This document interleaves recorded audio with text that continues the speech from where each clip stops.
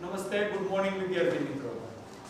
ગયા લેક્ચરમાં આપણે hello alkane alcohol phenol ether એટલે કે યુનિટ 11 ની અંદર આલ્કોહોલની બનાવટ સમજ્યા હતા. આલ્કોહોલની બનાવટમાં આપણે ગયા લેક્ચરની અંદર હેલો આલ્કેન સંયોજનોમાંથી કઈ રીતે આલ્કોહોલ બનાવવામાં આવે એ એક મેથડ સમજ્યા. સાથે બીજી મેથડમાં આપણે આલ્કીન સંયોજનોમાંથી કઈ રીતે આલ્કોહોલ બનાવવામાં આવે એની ચર્ચા કરી. આલ્કીનનું આપણે એસિડિક માધ્યમમાં જલીકરણ કરીએ તો પણ આલ્કોહોલ મળે અને ડાયબોરેન વડે આપણે ઓક્સિડેશન કરીએ તો પણ આપણે આલ્કોહોલ મેળવી શકીએ છીએ. તો એ પદ્ધતિની આપણે ગયા લેક્ચરમાં ચર્ચા કરી હતી. આલ્કોહોલ બનાવવા માટેની આજ આપણે ત્રીજી પદ્ધતિ સમજ મેળવવાની છે. આલ્કોહોલની બનાવટ ગયા લેક્ચરમાં આપણે બે પદ્ધતિ સમજ્યા હતા. આજ આપણે ત્રીજી પદ્ધતિ સમજવાના છે. એ છે કાર્બોનિલ સંયોજનોમાંથી.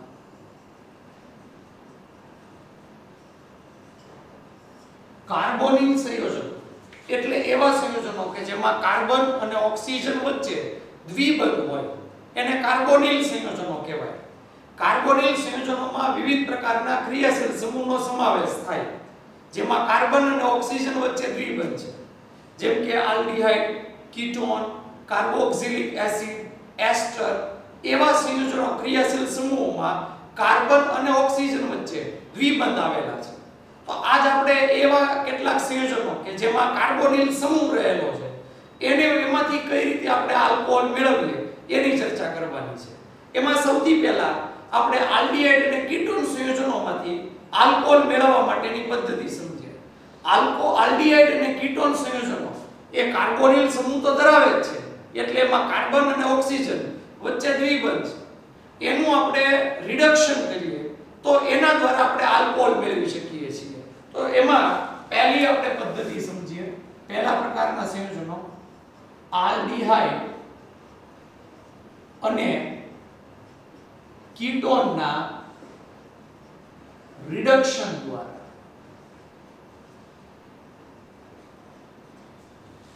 આલ્ડીહાઇડ અને કીટોનના રિડક્શન થી આપણે આલ્કોહોલ મેળવી શકીએ છીએ. આ રિડક્શનની પ્રક્રિયામાં હાઇડ્રોજન ઉમેરાશે પણ આ રિડક્શન પ્રક્રિયામાં રિડક્શન કર્તાની જરૂર પડશે. જેમ કે આ રિડક્શન પ્રક્રિયામાં આપણે પેલેડિયમ, પ્લેટિનિયમ અથવા નિકલ ઉદ્દીપકનો આપણે ઉપયોગ કરી શકીએ છીએ. રિડક્શન કર્તા તરીકે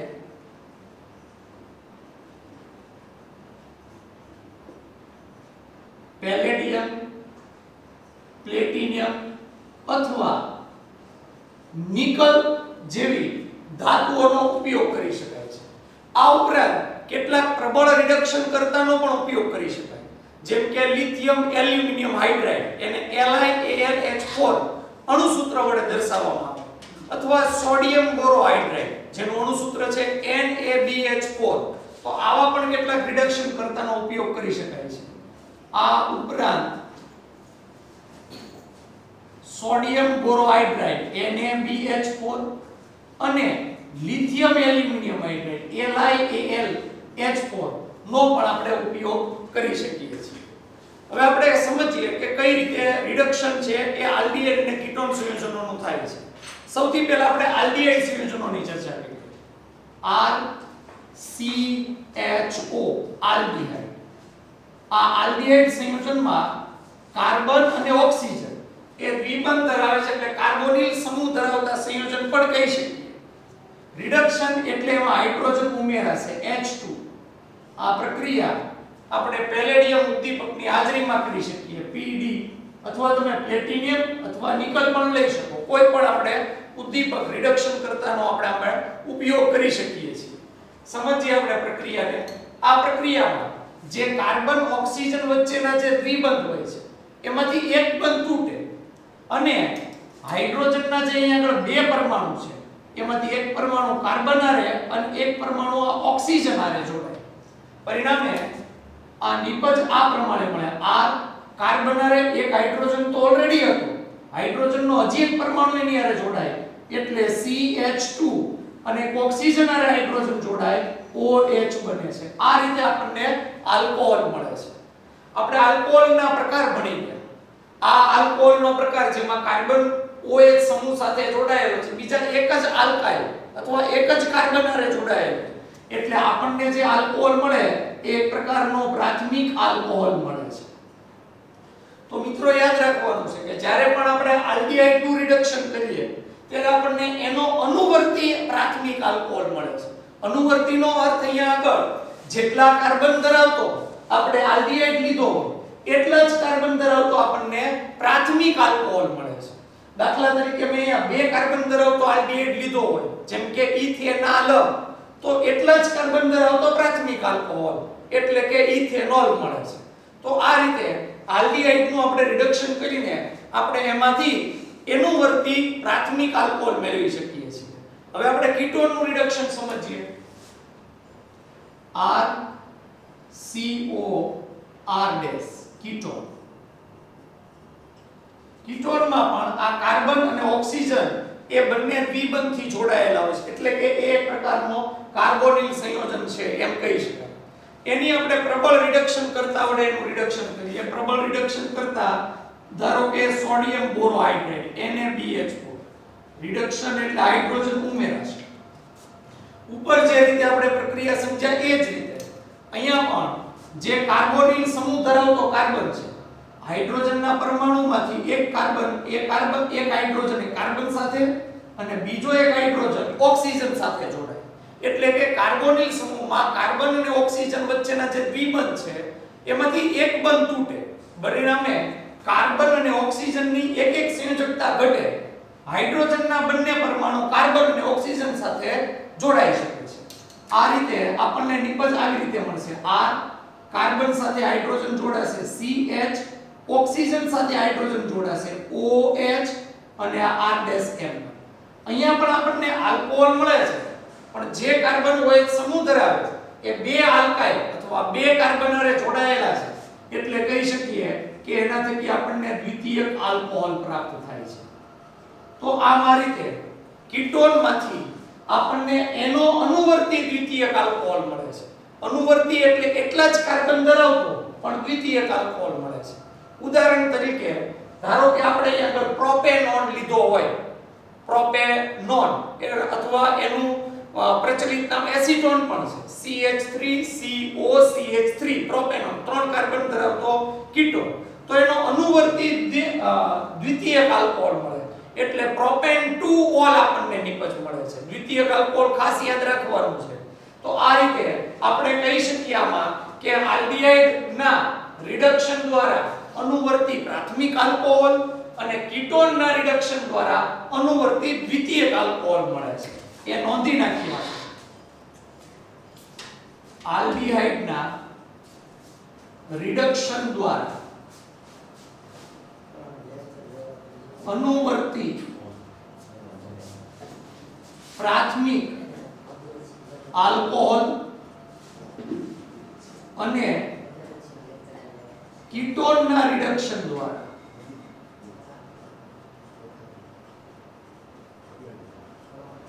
અનુવર્તી દ્વિતીયક આલ્કોહોલ મળે છે. તો બહુ મહત્વની વસ્તુ, ખાસ કરીને આલ્ડીહાઇડના રિડક્શન દ્વારા આપણને અનુવર્તી પ્રાથમિક આલ્કોહોલ મળે એ યાદ રાખવાનું છે, અને કીટોનના રિડક્શન દ્વારા આપણને દ્વિતીયક આલ્કોહોલ મળે એ બે બાબતો ખાસ આપણે યાદ રાખવાની છે. હવે આપણે ચર્ચા કરીએ કેટલાક બીજા કાર્બોનિલ સમૂહ ધરાવતા ક્રિયાશીલ સમૂહ, જેમાં આપણે બીજા બે સમૂહનો પણ સમાવેશ કરી શકીએ. એક છે કાર્બોક્સિલિક એસિડ અને બીજું એસ્ટર છે. તો આપણે એ બંનેનું રિડક્શન કઈ રીતે કરી શકીએ? આ બંને જે કાર્બોનિલ સમૂહ ધરાવતા સંયોજન છે, કાર્બોક્સિલિક એસિડ અને એસ્ટર, એનું રિડક્શન કરવા માટે આપણે પ્રબળ રિડક્શન કર્તાનો ઉપયોગ કરવો પડે, જેમાં લિથિયમ એલ્યુમિનિયમ હાઇડ્રાઇડનો અથવા સોડિયમ બોરોહાઇડ્રેટનો સમાવેશ થાય છે. પણ લિથિયમ એલ્યુમિનિયમ હાઇડ્રાઇડ એ પ્રબળ રિડક્શન કરતા છે, એટલે આપણે એનો ઉપયોગ છે એ ઈઝીલી કરી શકીએ છીએ. તો બીજા પ્રકારનું ક્રિયાશીલ સમૂહનું રિડક્શન કાર્બોક્સિલિક એસિડ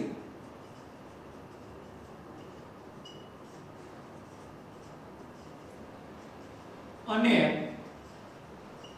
એસ્ટરના રિડક્શન દ્વારા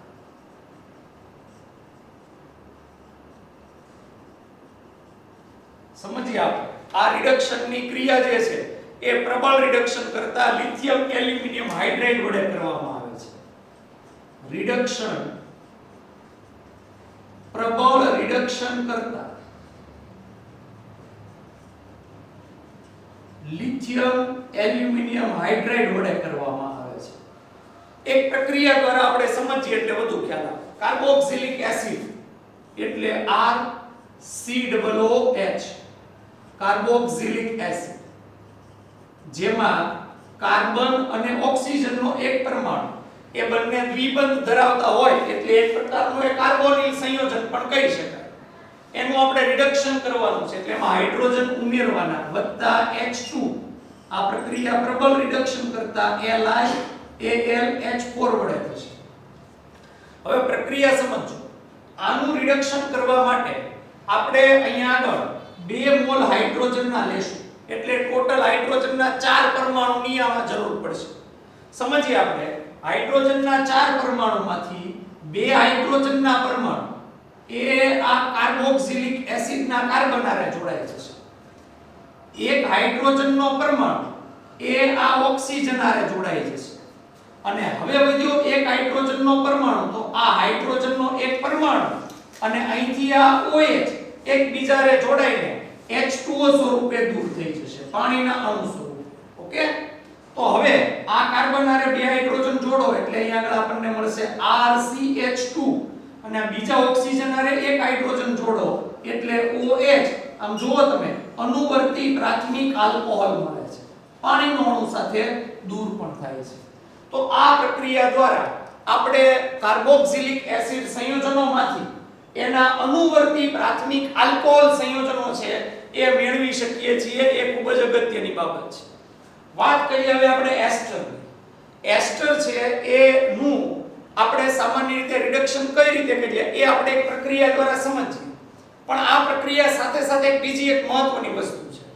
સામાન્ય રીતે ઉદ્યોગોમાં જ્યારે કાર્બોક્સિલિક એસિડનું આપણે રિડક્શન કરવું હોય અને એમાંથી પ્રાથમિક આલ્કોહોલ મેળવવો હોય તો એ થોડું કપરું છે. પણ એના બદલે ઉદ્યોગોમાં કાર્બોક્સિલિક એસિડનું પહેલા એસ્ટરમાં રૂપાંતર કરવામાં આવે અને ત્યાર પછી એસ્ટરનું રિડક્શન કરીને આલ્કોહોલ મેળવીએ તો એ વધારે ઈઝી પડે છે અને નિપજો આપણને સરળતાથી મળે છે. એટલે ઉદ્યોગોમાં ઔદ્યોગિક રીતે કાર્બોક્સિલિક એસિડ એસ્ટરમાં રૂપાંતર કરે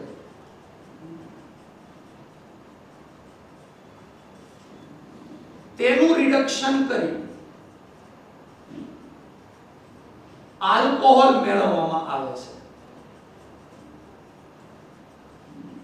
તો સમજીએ આપણે આ પ્રક્રિયા એટલે વધુ ખ્યાલ આવે.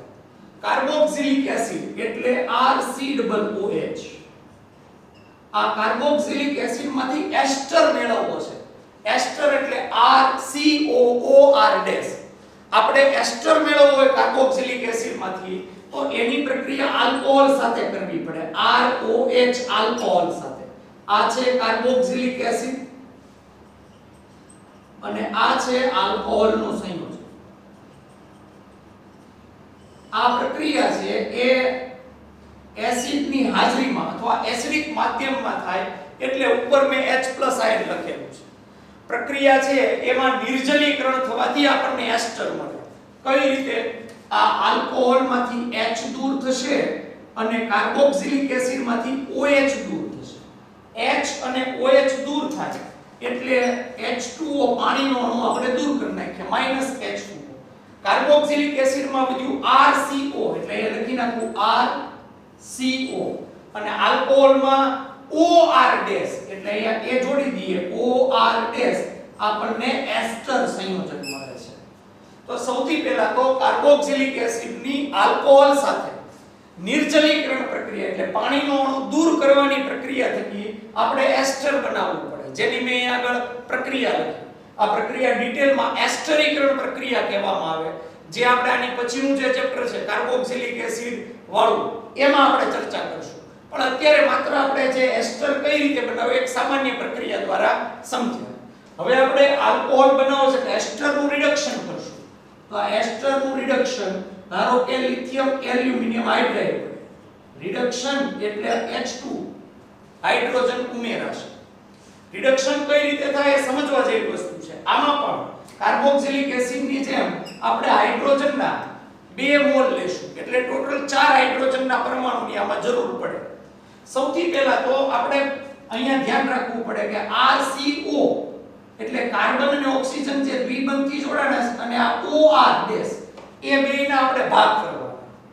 અહીંયા આગળથી 2 હાઇડ્રોજનના પરમાણુ એ આ કાર્બન હારે જોડાશે કાર્બોનિલ કાર્બન સાથે અને 1 હાઇડ્રોજનનો પરમાણુ આ ઓક્સિજન હારે જોડાશે. એટલે પહેલા તો આપણને જો આવી નિપજ મળશે. R આ કાર્બન હારે 2 હાઇડ્રોજન CH2 અને આ ઓક્સિજન હારે હાઇડ્રોજન OH મળે છે. એક પ્રકારનો પ્રાથમિક આલ્કોહોલ મળે છે. વત્તા હજી એક હાઇડ્રોજન જે વધ્યો કારણ કે ટોટલ 4 હાઇડ્રોજનના પરમાણુ હતા 3 હાઇડ્રોજનના પરમાણુ જોડ્યા. હવે જે એક હાઇડ્રોજનનો પરમાણુ આમાં વધ્યો એ હાઇડ્રોજન અને અહીંથી આ OR ડેશ એકબીજા હારે જોડાઈ જશે એટલે આપણને નિપજમાં R-OH બીજો આલ્કોહોલનું સંયોજન મળે. આ એ આલ્કોહોલ છે કે જે આપણે શરૂઆતમાં એસ્ટર બનાવવા માટે આલ્કોહોલનો ઉપયોગ કર્યો હતો. તો આ રીતે ઉદ્યોગોમાં કાર્બોક્સિલિક એસિડ સંયોજનોમાંથી આલ્કોહોલ બનાવવા માટે પહેલા તો એસ્ટર કરવામાં આવે એટલે એનું એસ્ટરીકરણ કરવામાં આવે અને એસ્ટર બનાવી ત્યાર પછી એનું રિડક્શન કરી એના અનુવર્તી પ્રાથમિક આલ્કોહોલ આપણે બનાવી શકીએ છીએ. તો આ આપણે ચર્ચા કરી કાર્બોક્સિલિક એસિડ અને એસ્ટરના રિડક્શન દ્વારા કઈ રીતે આલ્કોહોલ છે એને આપણે બનાવી શકીએ છીએ. આગળ આપણે ચર્ચા કરીએ ચોથા પ્રકારની પ્રક્રિયા, ત્રીજી પ્રક્રિયા જેમાં કાર્બોનિલ સંયોજનોમાંથી આપણે વાત કરી હતી. આલ્ડીહાઇડ કીટોનના રિડક્શન દ્વારા અને કાર્બોક્સિલિક એસિડને એસ્ટરના રિડક્શન દ્વારા.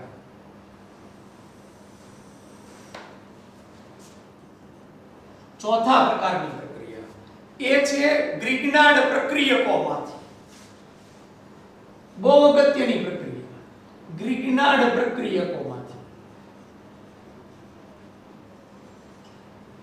પહેલા તો આપણને ખબર પડવી જોઈએ કે આ ગ્રિગ્નાર્ડ પ્રક્રિયક કોને કહેવાય. એની ચર્ચા આપણે અગાઉના ચેપ્ટરમાં કરી ચૂક્યા છીએ. ગ્રિગ્નાર્ડ પ્રક્રિયક હું અહીં આગળ થોડી એની ચર્ચા કરી દઉં. RMGX આને ગ્રિગ્નાર્ડ પ્રક્રિયક કહેવામાં આવે છે. ગ્રિગ્નાર્ડ પ્રક્રિયક આનું રાસાયણિક નામ આપણે આ રીતે આપી શકીએ. R એટલે આલ્કાઇલ, Mg એટલે મેગ્નેશિયમ અને X એટલે હેલાઇડ. આલ્કાઇલ મેગ્નેશિયમ હેલાઇડ તરીકે પણ એને ઓળખવામાં આવે છે. એક પ્રકારનો ગ્રિગ્નાર્ડ પ્રક્રિયક છે. હવે આ ગ્રિગ્નાર્ડ પ્રક્રિયકની કોની સાથે પ્રક્રિયા કરવાની?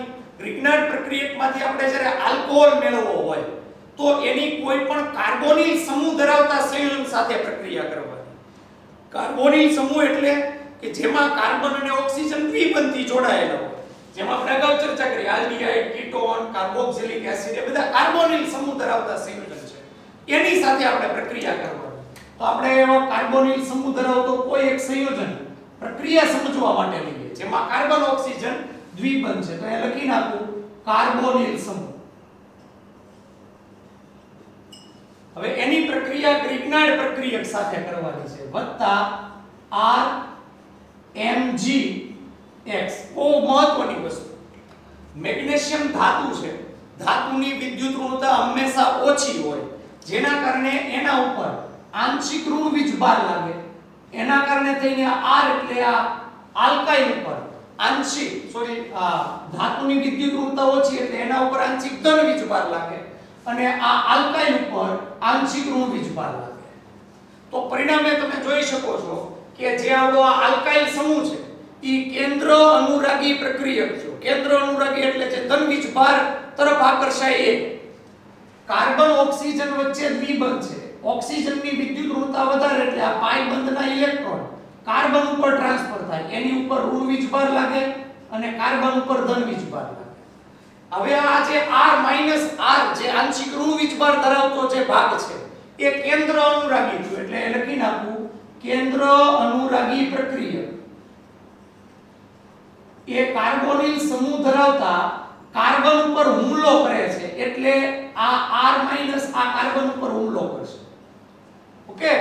અને જે Mg જે પોતે આંશિક ધન વીજભાર ધરાવતું સંયોજન છે એ ઓક્સિજન ઋણ વીજભારિત છે જે આ પાઈ બંધના ઇલેક્ટ્રોન મેળવે છે એટલે એના તરફ આકર્ષાય છે એટલે આ Mgx છે એ આના ઉપર હુમલો કરે છે પરિણામે તમે જોઈ શકો છો હવે આ પ્રમાણેની આપણને નિપજ મળશે બરોબર સમજો આ કાર્બન જેની સાથે આ R જોડાશે હુમલો કરીને કેન્દ્ર અનુરાગી પ્રક્રિયક કાર્બન ઓક્સિજન વચ્ચે જે પાઈ બંધ હતા એ તૂટશે એકલ બંધ બનશે O અહીંયા એક બહુ મહત્વની વસ્તુ કાર્બોનિલ સમૂહમાં કાર્બન ઓક્સિજન વચ્ચેના દ્વિબંધમાંથી એકલ બંધ બન્યું એટલે એક પ્રકારની આ યોગશીલ પ્રક્રિયા પણ થઈ કારણ કે જ્યારે આપણે સમજીએ છીએ દ્વિબંધ કે ત્રિબંધ તૂટીને એકલ બંધ બને જેને આપણે યોગશીલ પ્રક્રિયા પણ કહી શકીએ તો એક પ્રકારની આ યોગશીલ પ્રક્રિયા છે MgX એ આની સાથે ઓક્સિજન આરે જોડાય OMgX તો આ પ્રમાણે આપણને એક મધ્યવર્તી નિપજ મળે છે આ મુખ્ય નિપજ નથી પણ મળતી મધ્યવર્તી નિપજ છે હવે આપણો મેઇન ગોલ આલ્કોહોલ બનાવવાનો છે જે મધ્યવર્તી નિપજ મળે એનું જળ વિભાજન કરવામાં આવે એટલે એની પાણીના અણુ સાથે પ્રક્રિયા હું અહીંયા લખું HOH એટલે વધુ ખ્યાલ આવે H2O પણ તમે લખી શકો કે આ MgX છે અહીંથી આ બંધ તૂટે આ OH છે ને એ આ MgX સાથે જોડાય છે એટલે એક નિપજ આપણને આવી મળશે MgOH આ નિપજ એટલા માટે બને કારણ કે મેગ્નેશિયમ પોતે +2 વીજભારિત છે OH X વીજભાર સંતુલિત થઈ જાય MgOHX નિપજ મળશે બીજી નિપજ જેમાં આવતો આ હાઇડ્રોજનનો પરમાણુ એ આ ઓક્સિજન ઉપર જોડાય છે ઓક્સિજન સાથે જોડાઈને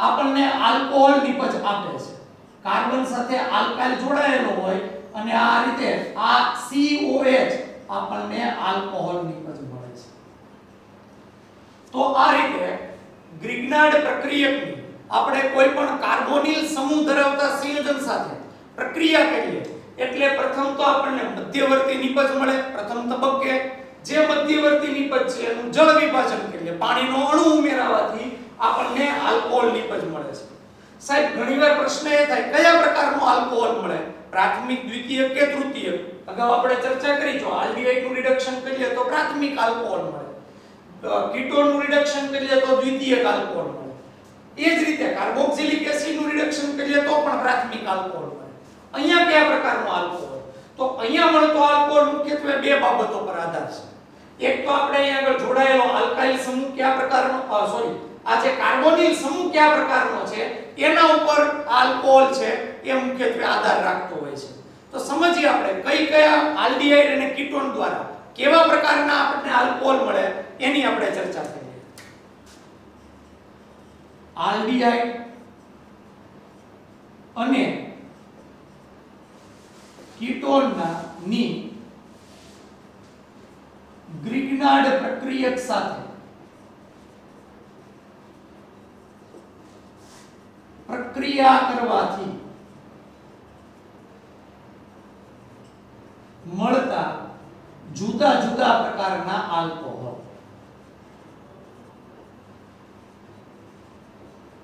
બહુ અગત્યની પ્રક્રિયા છે કારણ કે આ જે પ્રક્રિયા છે અત્યારે આપણે જે આ પ્રક્રિયા સમજવાના છે એના ઉપરથી નીટ 2020 માં એક એમસીક્યુ પૂછાણો છે હું તમને હમણાં પેપરમાં જે એમસીક્યુ પૂછાણો છે એ સોલ્વ પણ કરાવવાનો છે પણ આપણે આ પ્રક્રિયા છે એને બરોબર સમજીએ બરોબર ધ્યાન આપજો સૌથી પહેલા આપણે આલ્ડીહાઇડની વાત કરીએ RCHO આલ્ડીહાઇડ એની ગ્રિગ્નાર્ડ પ્રક્રિયક સાથે પ્રક્રિયા વત્તા એક મિનિટ આપણે પહેલા જે આલ્કોહોલ આલ્ડીહાઇડ લઈએ ને એ સાદો આલ્ડીહાઇડ લઈએ પછી આપણે કોઈ પણ આલ્ડીહાઇડ એક કાર્બન ધરાવતો સાદો આલ્ડીહાઇડ HCHO નામ એનું મિથેનાલ આ એટલા માટે લીધો આલ્ડીહાઇડ કારણ કે આ જે એક કાર્બન ધરાવતો આલ્ડીહાઇડ લઈએ અને પછી આપણે એક કરતા વધુ કાર્બન ધરાવતો આલ્ડીહાઇડ લઈએ આલ્કોહોલ આપણને જુદા જુદા પ્રકારના મળે છે એટલે આપણે શરૂઆત છે ને એ એક કાર્બન ધરાવતા આલ્ડીહાઇડ થી એક કાર્બન ધરાવતો આલ્ડીહાઇડ અથવા એનું પ્રચલિત નામ છે ફોર્માલ્ડીહાઇડ એની ગ્રિગ્નાર્ડ પ્રક્રિયક સાથે પ્રક્રિયા વત્તા RMgX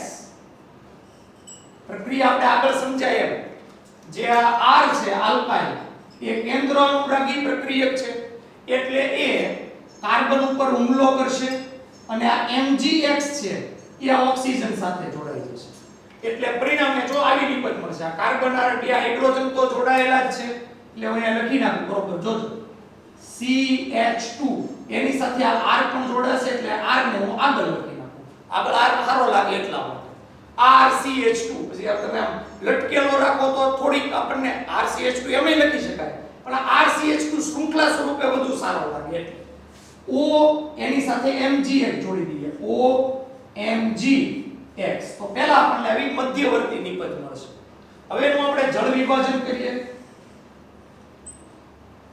H અને OH આ MgX થી આ બનતું છે આ OH આ MgX સાથે જોડાશે અને હાઇડ્રોજન છે એ ઓક્સિજન સાથે જોડાશે હાઇડ્રોજન જો અહીંયા ઓક્સિજન સાથે જોડાય એટલે મુખ્ય નિપજ આપણને આવી મળે RCH2OH જે આલ્કોહોલ મળ્યો એ પ્રાથમિક આલ્કોહોલ મળ્યો અને ગૌણ નિપજ પણ વત્તા લખી નાખીએ MgOH તો આ રીતે મિથેનોલ નું આપણે ગ્રિગ્નાર્ડ પ્રક્રિયક સાથેની પ્રક્રિયા કરીએ તો એના થકી આપણને પ્રાથમિક આલ્કોહોલ મળે છે કેવો પ્રાથમિક આલ્કોહોલ અનુવર્તી નહીં પણ મિથેનોલમાં એક કાર્બન છે એના કરતા વધુ કાર્બન ધરાવતો પ્રાથમિક આલ્કોહોલ મળે કેટલા વધુ કાર્બન તો એ આલ્કાઇલ સમૂહ પર આધારિત છે કયા પ્રકારનો આલ્કાઇલ છે કેટલા કાર્બન ધરાવતો એના આધારે આપણને આલ્કોહોલ મળે પણ એક વસ્તુ ફિક્સ મિથેનોલની ગ્રિગ્નાર્ડ પ્રક્રિયક સાથેની પ્રક્રિયાથી પ્રાથમિક આલ્કોહોલ મળે છે એ ફિક્સ વસ્તુ છે હવે આપણે એક કરતા વધુ કાર્બન ધરાવતો આલ્ડીહાઇડ લઈએ RCHO આલ્ડીહાઇડ આમાં આપણે R તરીકે એક કાર્બન બે કાર્બન ત્રણ કાર્બન કોઈ પણ કેટલા પણ કાર્બનની શૃંખલા લઈ શકીએ એની આપણે ગ્રિગ્નાર્ડ પ્રક્રિયક સાથે પ્રક્રિયા RMgX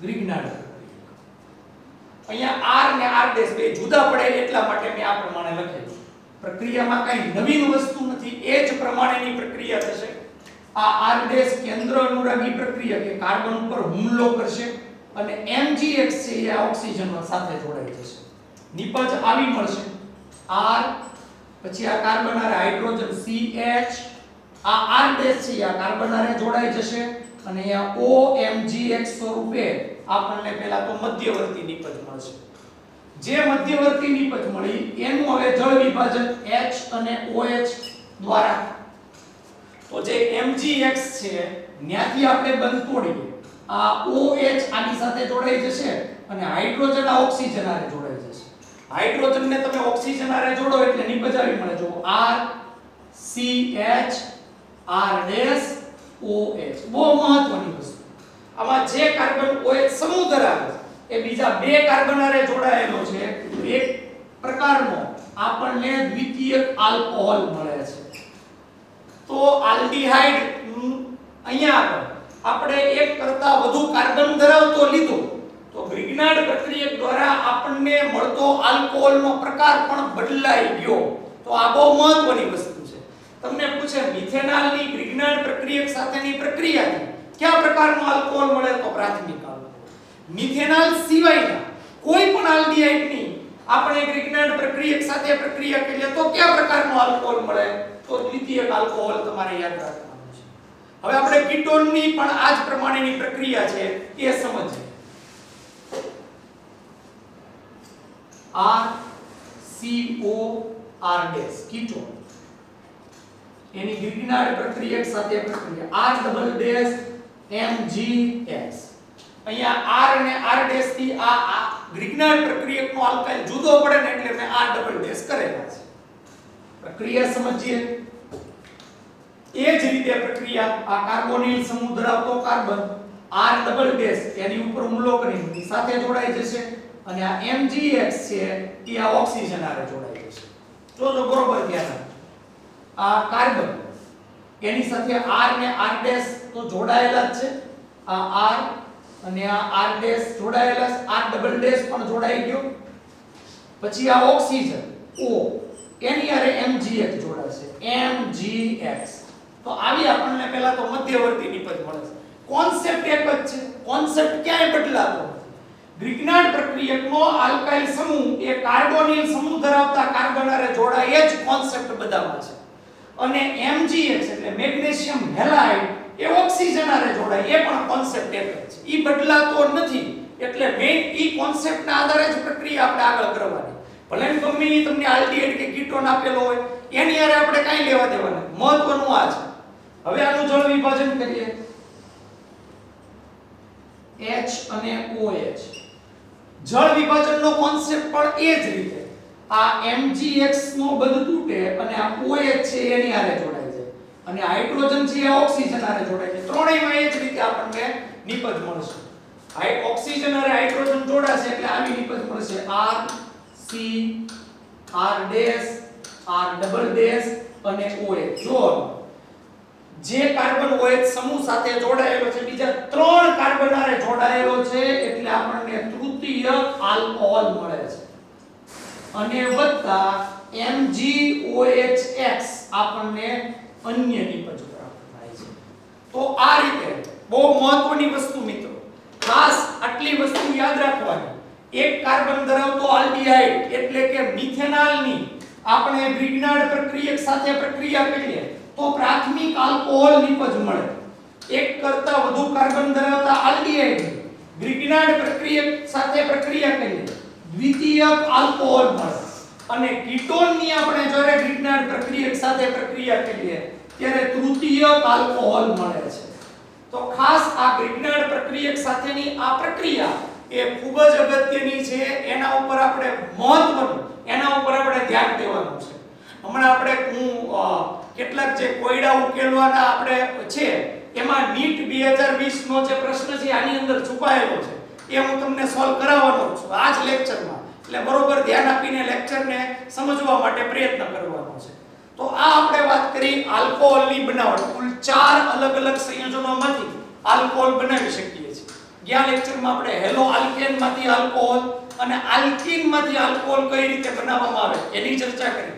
આજના લેક્ચરમાં કાર્બોનિલ સંયોજનોના રિડક્શનથી જેમ કે આલ્ડીહાઇડ કીટોન કાર્બોક્સિલિક એસિડ અને એસ્ટરના રિડક્શનથી સાથે સાથે આપણે કાર્બોનિલ સમૂહ ધરાવતા સંયોજનોની ગ્રિગ્નાર્ડ પ્રક્રિયક સાથે પ્રક્રિયા કરવાથી કયા પ્રકારના આલ્કોહોલ મળે એની પણ ચર્ચા કરી. હવે આપણે કેટલાક આના આધારિત જે કોયડાઓ છે એ કોયડાઓ સોલ્વ કરીએ. કોયડા નંબર 11.2. ઘણા છોકરાઓ એવું વિચારે કે સાહેબ કોયડા સોલ્વ હું કામ કરાવતા હશે?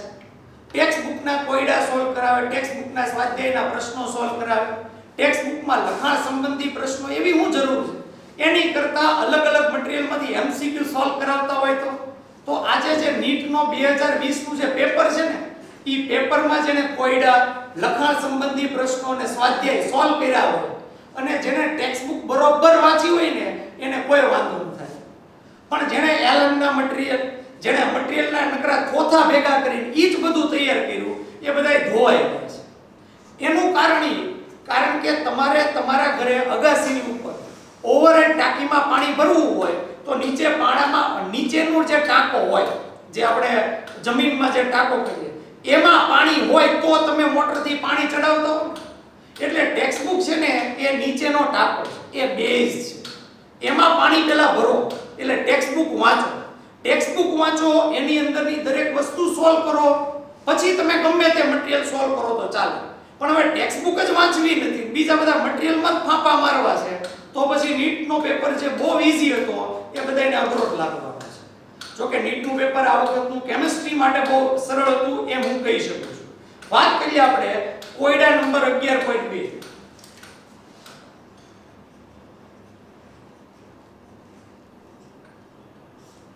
બહુ સહેલા પ્રશ્નો છે, સમજીએ. નીચેની પ્રક્રિયાથી મળતી સંભવિત નિપજ અને એનું IUPAC નામ લખો.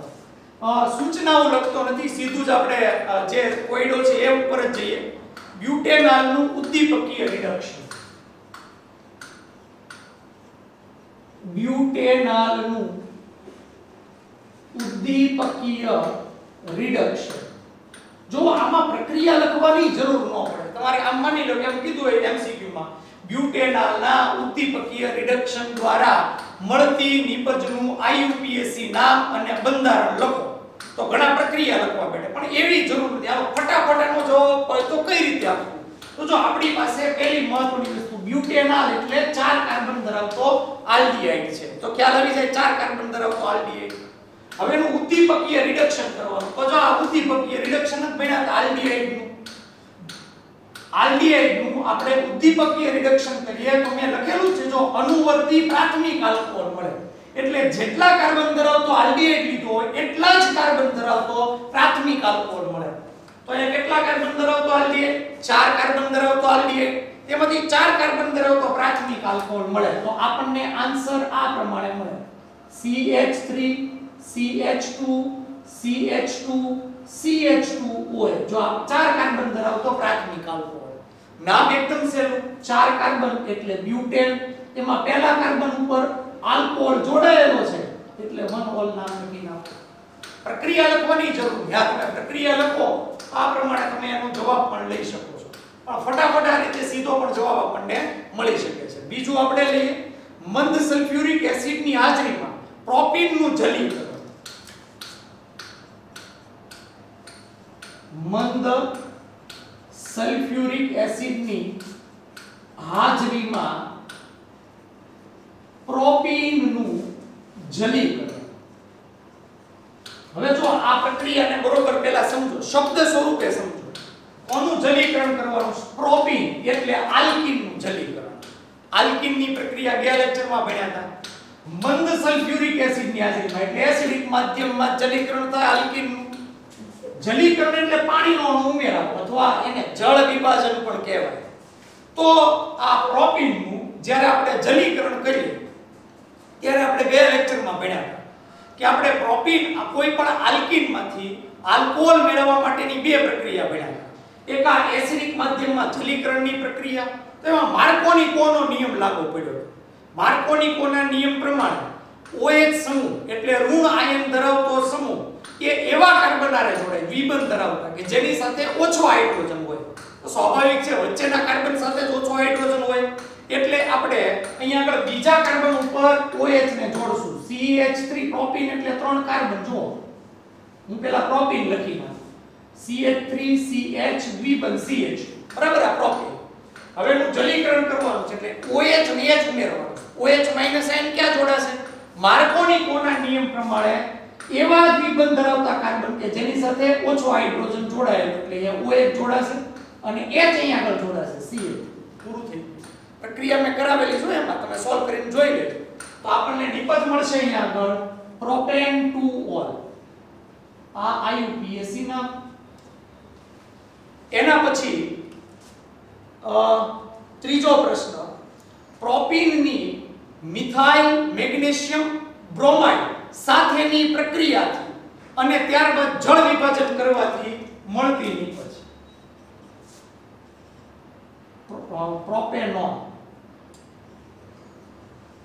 પ્રોપેનોન એનું બીજું નામ એસીટોન પણ થાય ને એટલે કૌંસમાં એસીટોન લખો એસીટોનની મિથાઇલ મેગ્નેશિયમ બ્રોમાઇડ સાથેની પ્રક્રિયા અને તેનું જળ વિભાજન કરવાથી મળતી નિપજ તો સૌથી પહેલા તો અહીંયા બરોબર સમજો આપણે પ્રોપેનોન સાથેની પ્રક્રિયા કરવાની છે પ્રોપેનોન એટલે એક પ્રકારનો ઓન પ્રત્યય લગાડેલો એટલે કીટોન છે પ્રોપેનોન એટલે CH3 C double bond O CH3 આ પ્રોપેનોન છે બરોબર 3 કાર્બન ધરાવતો પ્રોપેનોન કીટોન એસિટોન એની મિથાઇલ મેગ્નેશિયમ બ્રોમાઇડ સાથેની પ્રક્રિયા મિથાઇલ એટલે CH3 મેગ્નેશિયમ એટલે Mg અને બ્રોમાઇડ એટલે Br ગ્રીકના પ્રક્રિયક જેમાં R તરીકે મિથાઇલ છે એની પહેલા પ્રક્રિયા કરીએ એટલે આપણને પહેલા મધ્યવર્તી નિપજ મળશે અને પછી એનું જળ વિભાજન કરીએ પ્રક્રિયા હમણાં જ આપણે વાત કરી કે આ આલ્કાઇલ સમૂહ કેન્દ્ર અનુરાગી હોવાને કારણે એ કાર્બન સાથે જોડાશે અને MgBr એ ઓક્સિજન સાથે જોડાશે. એટલે પહેલા તો આપણને આ નિપજ મળશે CH3 C આની સાથે O MgBr જોડાયેલું રહેશે. મિથાઇલ સમૂહ અહીં આગળ છે અને આ મિથાઇલ મેગ્નેશિયમ બ્રોમાઇડ નો મિથાઇલ જોડાશે. મધ્યવર્તી નિપજ મળશે. હવે એનું આપણે જળ વિભાજન કરીએ. HOH એ આ MgBr નું અહીંથી બનતું કે OH છે એની જગ્યાએ જોડાઈ જાય ને હાઇડ્રોજન છે એ આ ઓક્સિજન આરે જોડાય. હાઇડ્રોજન ઓક્સિજન આરે જોડાય એટલે આવી નિપજ મળે CH3 COH CH3 CH3. બરોબર. IUPAC નામ આનું આપવાનું છે ને ભાઈઓ. IUPAC નામ આપી દઈએ. આ 1 2 અને 3 કાર્બનની શૃંખલા ધરાવતો આલ્કોહોલ. બીજા કાર્બન ઉપર અહીંયા મિથાઇલ 2 મિથાઇલ 3 કાર્બનની શૃંખલા પ્રોપેન અને એમાં બીજા કાર્બન ઉપર આલ્કોહોલ એટલે 2 ઓલ નિપજ મળે છે. આ કયા પ્રકારનો આલ્કોહોલ થયો? તૃતીયક આલ્કોહોલ. તમે જો એમાં બીજા કાર્બન સાથે 3 મિથાઇલ બીજા કાર્બન સાથે જે આ OH સમૂહ જોડાયેલો છે એની સાથે બીજા 3 આલ્કાઇલ સમૂહ અથવા 3 કાર્બન જોડાયેલા તો એક પ્રકારનો તૃતીયક આલ્કોહોલ. તૃતીયક આલ્કોહોલ કરો પણ કયા પ્રકારનો તૃતીયક આલ્કોહોલ સમજવા જેવી બાબત. તૃતીયક આલ્કોહોલ તો છે પણ કયા પ્રકારનો? તો અહીંયા આગળ પહેલી વસ્તુ જો 1 2 3 અને 4 કાર્બન છે એટલે બ્યુટાઇલ થયો. આલ્કાઇલ તરીકે 4 કાર્બન એટલે બ્યુટાઇલ. હવે બ્યુટાઇલમાં જે કાર્બન OH સમૂહ ધરાવે છે બીજા 3 કાર્બન આરે જોડાયેલો તો એક પ્રકારનો તૃતીયક બ્યુટાઇલ આલ્કોહોલ થયો. તો આ એક બહુ મહત્વની વસ્તુ તૃતીયક બ્યુટાઇલ આલ્કોહોલ. ઓકે. બીજી નિપજ બહુ મહત્વની છે MgOHBr પણ લખી નાખો. MgOHBr. તમને તો આટલું જ પૂછ્યું છે. પ્રોપેનોનની મિથાઇલ મેગ્નેશિયમ બ્રોમાઇડ સાથેની પ્રક્રિયા કરતા તેનું જળ વિભાજન કરવાથી કઈ નિપજ મળે? તો એનું IUPAC નામ 2 મિથાઇલ પ્રોપેન 2 ઓલ. કયા પ્રકારનો આલ્કોહોલ મળે? તૃતીયક આલ્કોહોલ. એનું સામાન્ય નામ તૃતીયક બ્યુટાઇલ આલ્કોહોલ છે. આટલી બધી લપ એટલા માટે કરી કારણ કે આ જ પ્રશ્ન કોયડા નંબર 11.2 એનો સી પ્રશ્ન નીટ 2020 માં પૂછાઈ ગયો. હમણાંની જે નીટની એક્ઝામ લેવાની એમાં પૂછાણો. નીટ 2020 નો પ્રશ્ન. ફરક શું તમને કહી દઉં. એ લોકોએ પ્રોપેનોન ના બદલે એસિટોન લખ્યું. નામ બદલ્યા છે. બરાબર. બીજી મહત્વની વસ્તુ એ લોકોએ નિપજમાં આ IUPAC નામ નહોતું આપ્યું. તૃતીયક બ્યુટાઇલ આલ્કોહોલ નામ આપેલું. તો વિચાર કરો જે લોકોએ આ કોયડા સોલ્વ કર્યા છે એને 4 માર્ક એના ખીચામાં નાખી દીધા છે. જે લોકોએ કોયડા સોલ્વ ન કર્યા હોય અને બીજા બધા મટીરીયલમાં ફાફા માર્યા ટેક્સ્ટ બુક વાંચી જ નહીં એ લોકોને આ પ્રશ્ન પણ સ્વાભાવિક છે સહેલો હોવા છતાં પણ અઘરો લાગે. એટલે ટેક્સ્ટ બુક ભાઈ આપણી ભગવદ ગીતા છે. ટેક્સ્ટ બુક આપણી બાઇબલ છે. ટેક્સ્ટ બુક આપણી કુરાન છે. ટેક્સ્ટ બુક વાંચશો ટેક્સ્ટ બુક સોલ્વ કરશો તો નીટ હોય કે JEE હોય કે ગુજસેટ હોય કે ગુજરાત બોર્ડ હોય બધામાં મેદાન મારી જશો. પણ ટેક્સ્ટ બુક જ ન વાંચો તો બધા મેદાનમાંથી માત ખાતા પાછા ઈઝીલી આવી જશો. એટલે ઘણાને એમ થાય કે આપણે કઈ ગુજરાત બોર્ડનું કઈ મહત્વ નથી, આપણા માટે ગુજસેટનું કઈ મહત્વ નથી, આપણે તો ભાઈ નીટ જ કરવું છે. અને નીટ ક્યાં કોઈ દી સાહેબ ટેક્સ્ટ બુકમાંથી પૂછાણું છે?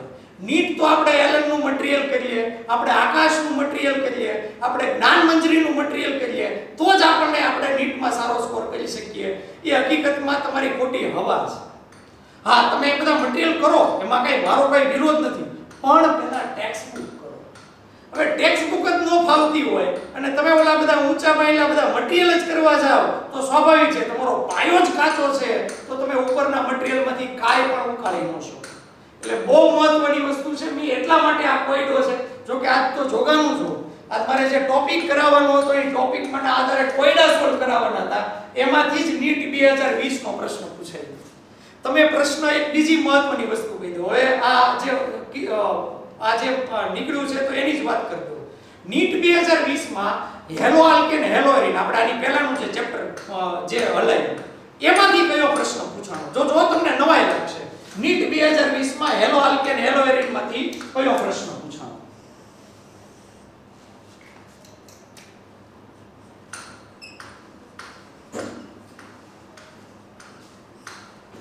નીટ 2020 નો હેલો આલ્કેન અને હેલો એરીન નો પ્રશ્ન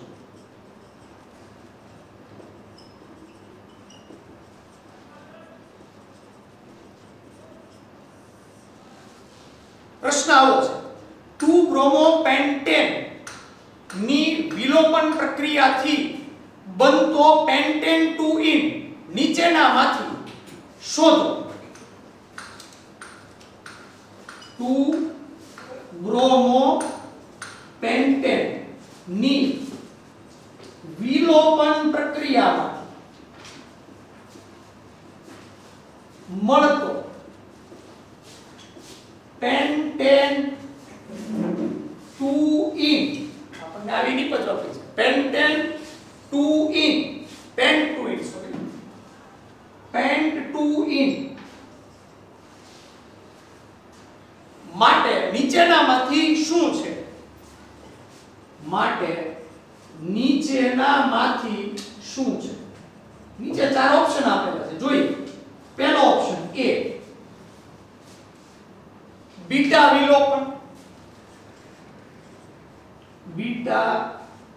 विलोपन बी विकल्प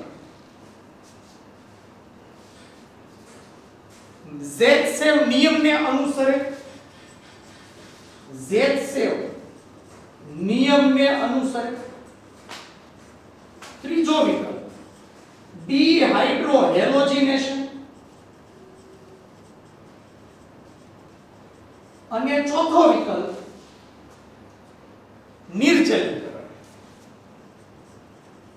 આ વિકલ્પ નથી પણ તમને આ રીતે ચાર ઓપ્શન આપેલા છે પછી નીચે ચાર વિકલ્પ છે આપણે સાચો વિકલ્પ પછી ચર્ચા કરીએ જો બરોબર સમજો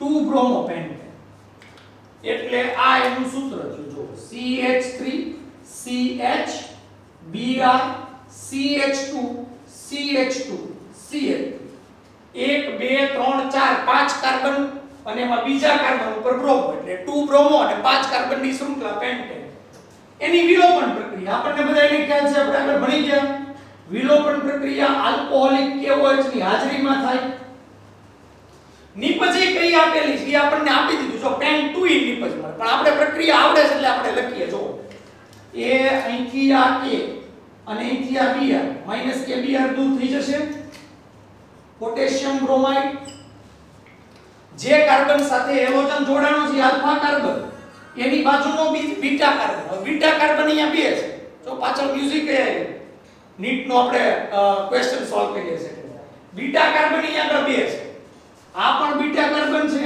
આ પણ બીટા કાર્બન છે તો અહીંયા આગળ આપણે Z-સેવ ના નિયમ પ્રમાણે નિપજ લગાડવી પડશે નિપજ એવી મળશે કે જેમાં આલ્કીન નિપજમાં એ વધુમાં વધુ આલ્કાઇલ સમૂહ ધરાવે તો જો આને આપણે બીટા કાર્બન તરીકે લઈએ તો અહીંયા આગળ આ બે વચ્ચે દ્વિબંધ રચાય અને બે આલ્કાઇલ સમૂહ એની સાથે જોડાયેલા હોય દ્વિબંધ ધરાવતા કાર્બન સાથે પણ આને બીટા કાર્બન તરીકે લઈએ તો આલ્ફા બીટા વચ્ચે દ્વિબંધ રચાય એક જ આલ્કાઇલ સમૂહ જોડાય તો Z-સેવ ના નિયમ પ્રમાણે બીટા કાર્બન તરીકે આપણે આવો આ કાર્બન લેવો પડે આને હું બીટા કાર્બન ભૂસી નાખું મુખ્ય નિપજ આપણને આવી મળશે CH3 CH દ્વિબંધ CH CH2 CH3 આપણને જો અહીંયા પહેલો બીજો બીજા કાર્બન આરે દ્વિબંધ એટલે પેન્ટ 2-ઈન નિપજ આપણને મળે છે હવે જોજો આ પ્રક્રિયાને બીટા વિલોપન પ્રક્રિયા કહેવાય યસ આ એ વિકલ્પ સાચો આ પ્રક્રિયા Z-સેવ ના નિયમને અનુસરે હા Z-સેવ ના નિયમને અનુસરે બી વિકલ્પ સાચો આ પ્રક્રિયા ડિહાઇડ્રોહેલોજિનેશન પ્રક્રિયા છે ડિહાઇડ્રો ડી એટલે દૂર થવું શું હાઇડ્રોહેલોજન તો જો અહીંયા આગળથી નિપજમાં આ જે બીટા કાર્બન ઉપરથી હાઇડ્રોજન અને અહીંથી OH એટલે પાણીનો અણુ પણ દૂર થાય છે હાઇડ્રોજન પણ દૂર થયો અને આ જે આલ્ફા કાર્બન ઉપરનો જે બ્રોમિન હેલોજન હતો એ KBr સ્વરૂપે પણ દૂર થયો એટલે હેલોજન દૂર થાય છે H2O સ્વરૂપે હાઇડ્રોજન દૂર થાય છે મેં ત્યારે આ પ્રક્રિયા વખતે સમજાવ્યું હતું કે આને ડિહાઇડ્રોહેલોજિનેશન કેમ કહેવાય ડિહાઇડ્રોહેલોજિનેશન પણ થાય છે નિર્જલીકરણ એટલે પાણીનો અણુ બરોબર અહીંયા આગળ પાણીનો અણુ દૂર થાય છે પણ માત્ર પાણીનો અણુ દૂર થતો હોય ને તો આપણે એને નિર્જલીકરણ કહીએ એની બદલે અહીંયા ડિહાઇડ્રોહેલોજિનેશન જ આપણે એને કહેશું કારણ કે હાઇડ્રોજન એ પાણીના અણુ સ્વરૂપે દૂર થાય પણ માત્ર એટલો પાણીનો અણુ નહીં હેલોજન પણ દૂર થાય છે તો આ પ્રક્રિયા છે એ આ પ્રમાણે આપણે સમજી શકીએ છીએ તો આમ અહીંયા આગળ A B અને C આમ અહીંયા આગળ ત્રણ આ વિકલ્પ આવી શકે A B અને C હવે અને આવડી આ વસ્તુ એકવાર આપણે આ 2 બ્રોમો પેન્ટુઇન વિલોપન પ્રક્રિયાથી પેન્ટુઇન નિપજ મળે છે એ કયા નિયમને અનુસરે છે એ કઈ પ્રક્રિયા છે બધા MCQ આપણે એકવાર WRT માં અને NEET ની એક્ઝામમાં NEET ની ટેસ્ટમાં પૂછાઈ ગયા હતા તો જો તમે ટેક્સ્ટ બુક ને બરોબર બહાર આપશો તો તમારે MCQ સોલ્વ કરવામાં બહુ અઘરું નહીં પડે ઈઝીલી તમે MCQ સોલ્વ કરી શકશો તો આ NEET 2020 માં હેલો આલ્કેન હેલો એરિન માંથી આવડો આ પ્રશ્ન છે પૂછાણો બહુ સિમ્પલ પ્રશ્ન છે બહુ ઈઝીલી તમે એનો જવાબ છે આપી શકો છો અહીં સુધી આજ આપણે રાખીએ આવતા લેક્ચરમાં આપણે આલ્કોહોલ ફિનોલ ઈથરમાં આગળના ટોપિક છે મેળવીશું